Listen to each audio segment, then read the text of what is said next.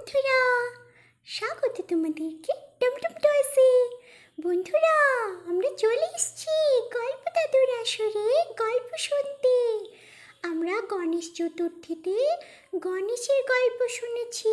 গণেশের মাথা হাতির মাথার মতো কেন, সেগুলোও শুনেছি। আজকে আরও একটা নতুন গল্প শুনবো। দাদু শোনাবে তো? বলো না। হ্যাঁ, তোমাদেরকে তো আমি শোনাতে আসি এই আসরে। তোমাদেরকে আজকেও কৈলাসের এক গন্ডগোলের কাহিনী শোনাই। গন্ডগোল? সেটা কিরকম দাদু? সে এক দারুণ ঘটনা। কৈলাসে যেখানে মহাদেব এবং মা পার্বতী থাকেন, সেখানে এলেন একদিন নারদ মুনি এবং তিনি এসে বললেন, নারায়ণ নারায়ণ মহাদেব, মা পার্বতী, আজ আমি এক অদ্ভুত জিনিস নিয়ে এসেছি, দেখবেন নাকি সেটা? দেখাও নারদ মুনি, দেখাও, কি এনেছো তুমি? আমি এক অদ্ভুত ফল এনেছি।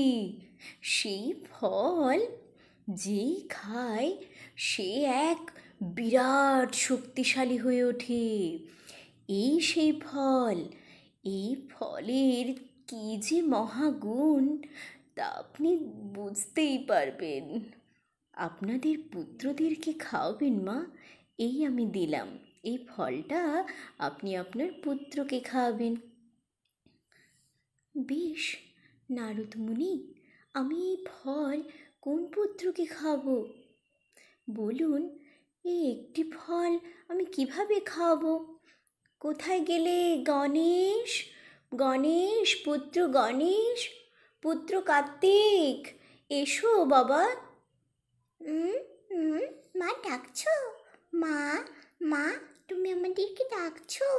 আমিও এসেছি। আসছে, কার্তিক দাদাও আসছে। ওই তো, ওই তো এসে গেল। মা, তোমার হাতে ওটা কি? এটা তো একটা দারুণ সুন্দর ফল। কি সুন্দর, লাল টকটকে, এই দারুণ ফল। মা, মা, তুমি আমাকে ডেকেছো? মা, তোমার হাতে ওটা কি? একটা অদ্ভুত ফল। এটা কি ফল মা? এটা কি আমি খাবো? হ্যাঁ বাচ্চারা, তোমরা তো এটা খাবে। তাহলে আমাকে দাও, তাহলে আমাকে দাও ওই ফল, আমি খাই। আমাকে দাও। না না মা, ওকে না, আমাকে দাও, আমাকে দাও, আমাকে দাও। আমি খাবো, এটা আমি খাবো, এই ফলটা আমি খাবো, আমি খাবো, আমি খাবো। মা আমাকে দাও, মা আমাকে দাও। মা, মা, ওটা আমাকে দাও, আমি খাবো। ওহো, তোমরা এইভাবে দুই ভাই মিলে এরকম গন্ডগোল করলে কি করে হবে? কি পার্বতী, কি করা যায় এখন তাহলে? এই ফল তুমি এই দুই পুত্রের মধ্যে কিভাবে দেবে বলো? তাহলে আমি এই ফলটাকে দুভাগ করে দুই ভাইকেই একদম ভাগ করে সমান ভাগে দিয়ে দিই। না মা, একদমই না। নারায়ণ নারায়ণ, এই ফল কিন্তু ভাগ করলে এর গোনা বলে কিছুই থাকবে না। কি, সে কি? তাহলে আমি কি করব? তবে একটা প্রতিযোগিতার আয়োজন করি। যে সেই প্রতিযোগিতায় জিতবে সেই পুরস্কার স্বরূপ এই ফল পাবে। বাহ পার্বতী, তুমি খুব সুন্দর বুদ্ধি করেছো। হ্যাঁ মা, আমরা এই প্রতিযোগিতায় একদম ভালো করে জিতে আসবো। আমি এই ফল পাবো। হ্যাঁ, তোমাদেরকে এই পৃথিবী ভ্রমণ করতে হবে 3 বার, এবং পুরো পৃথিবী 3 বার ভ্রমণ করে যে সবার আগে আমাদের সামনে আসবে সে পাবে এই ফল। বেশ, তাই তো? নারায়ণ নারায়ণ, মা আপনার তুলনা নেই, মা আপনার তুলনা নেই।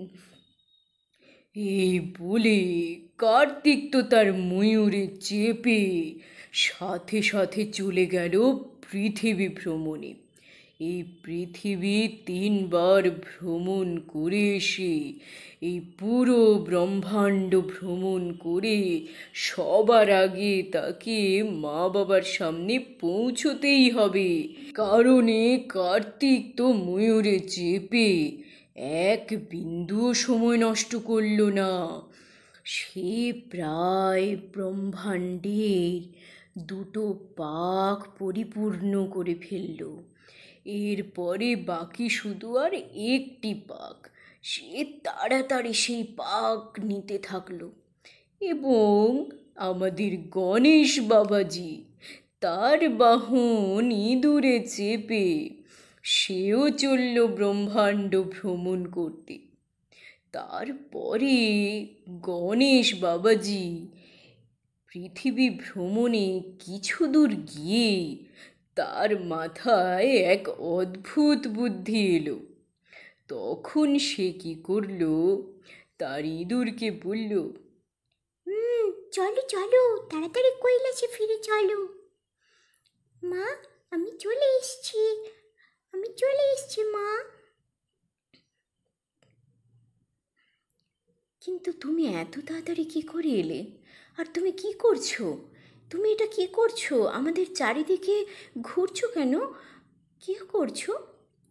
গণেশ, কি হয়েছে? তুমি চারিদিকে আমাদের দুজনকে রেখে কেন প্রদক্ষিণ করছো? এই হলো এক পাক। কিন্তু তুমি কেন এমন ঘুরছো গণেশ? আমরা তো কিছুই বুঝতে পারছি না। তুমি আমাদেরকে ঘিরে কেন পাক নিচ্ছ? এই হলো 2 পাক। আর এক পাক নিতে হবে। এই আমার হয়ে গেল 3 পাক। আমি পরিপূর্ণ করে ফেলেছি। কি পরিপূর্ণ করেছো গণেশ? কি পরিপূর্ণ করেছো? আমি তোমাদের চারিদিকে ঘুরে বিশ্ব ব্রহ্মাণ্ড প্রদক্ষিণ করে ফেলেছি। 3 পাক, যেটা শর্ত ছিল, আমি কিন্তু তা পূরণ করেছি।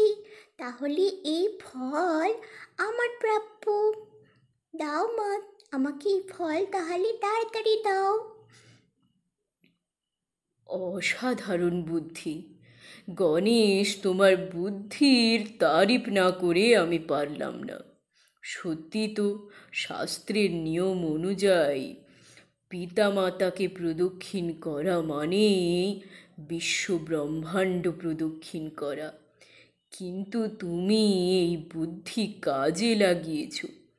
সত্যি এই ফল তোমার প্রাপ্য। নাও, তুমি এই ফল নাও।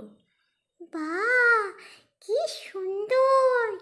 দারুণ খেতে, দারুণ মিষ্টি এই ফল, অসাধারণ! কি আনন্দ হচ্ছে! এ কি গণেশ ওই ফল পেয়ে গেল কি করে? গণেশ তার ইঁদুরে চেপে আমার আগে পৃথিবী 3বার প্রদক্ষিণ করে কি করে আসতে পারে? এটা কোনোভাবেই সম্ভব নয়। পিতা মাতা, আপনারা বলুন, এটা কি করে সম্ভব? আমি ময়ূর নিয়ে এতটুকু সময় কোথাও নষ্ট করিনি। হ্যাঁ পুত্র, তুমি ঠিকই বলেছ। তুমি একদম ঠিকই বলেছ। আমার পুত্র গণেশ আমাদেরকেই প্রদক্ষিণ করেছে। হ্যাঁ পুত্র, ও আমাদেরকেই প্রদক্ষিণ করে 3বার পিতামাতার এই প্রদক্ষিণেই বিশ্ব ব্রহ্মাণ্ড ও পূরণ করেছে। ওর এই বুদ্ধির ফলেই ও পুরস্কার স্বরূপ ওই ফল লাভ করেছে। সে কি, ওই ফল লাভ করেছে এইভাবে বুদ্ধির বলে? কিন্তু এই বুদ্ধির বলে তো এটা পাওয়ার কথা ছিল না। আমি বিশ্ব ব্রহ্মাণ্ড ভ্রমণ করেছি। আজ আমি গণেশকে ছাড়ব না। আজ আমি ওকে শাস্তি দেব। শাস্তি দেব। গণেশ, গণেশ! এই বলে গণেশ আর কার্তিকের মধ্যে তো খুবই মারপিট শুরু হয়ে গেল। দুই ভাই মিলে একেবারে মারপিট করতে লাগলো। হ্যাঁ, আমিও তোকে ছাড়বো না, আমিও তোকে ছাড়বো না। তুই তুই তুই এরকম বুদ্ধি করে এরকম ভাবে ফলটা আমি নিয়েছিস, তুই বুদ্ধির বলে এটা নিয়েছিস। হ্যাঁ, আমি বুদ্ধির বলে নিয়েছি, কিন্তু তুমিও তো এই বুদ্ধি করতে পারতে। আমার দোষ কোথায়? আমি তোকে ছাড়বো না, আমি তোকে ছাড়বো না, আমি তোকে ছাড়বো না, কিছুতেই ছাড়বো না, তোকে আমি কিছুতেই ছাড়বো না, তোকে আমি কিছুতেই ছাড়বো না। গণেশ, তুই বুদ্ধির বলে এরকম সব সময় সব জায়গায় আমাকে হারিয়ে দিস, আমি তোকে আজকে ছাড়বো না।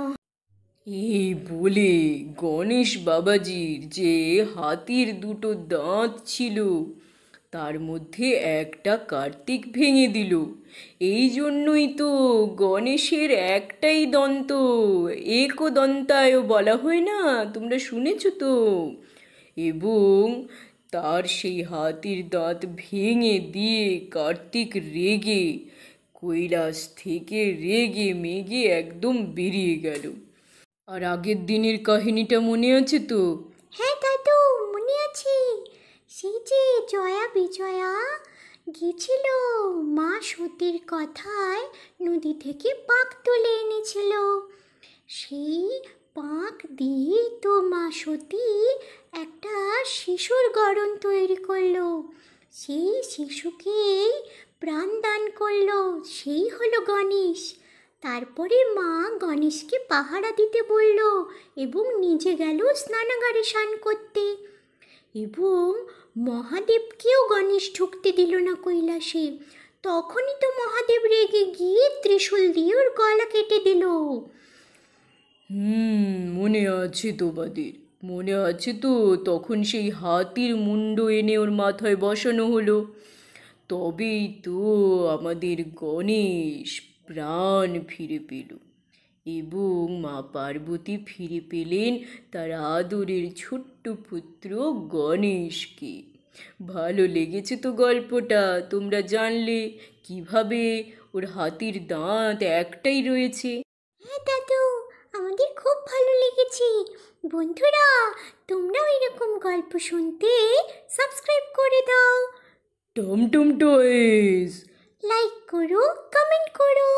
আজকে তাহলে আসি বন্ধুরা, তোমরা খুব ভালো থেকো। Tata, bye bye.